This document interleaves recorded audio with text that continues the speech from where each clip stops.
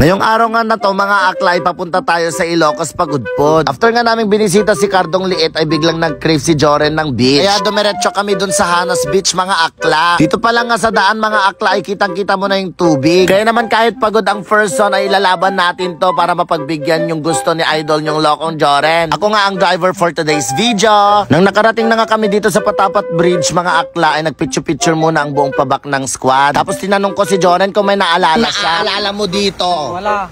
Anong naaalala mo? Wala. Anong wala doon? Anong naaalala mo doon? Wala.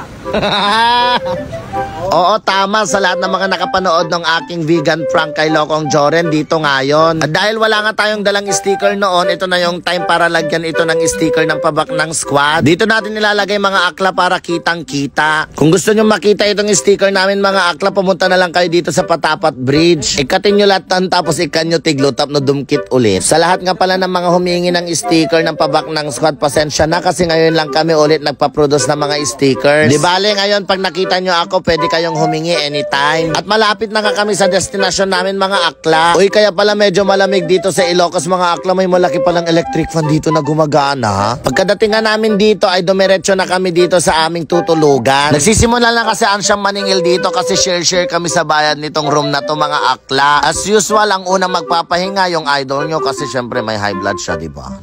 After na nga bayaran ni Ansyang yung rooms mga akla ay dumiretso na kami dito sa beach para maligo. Para mas masayang maligo, buhatin natin si Bebe Kes nyo.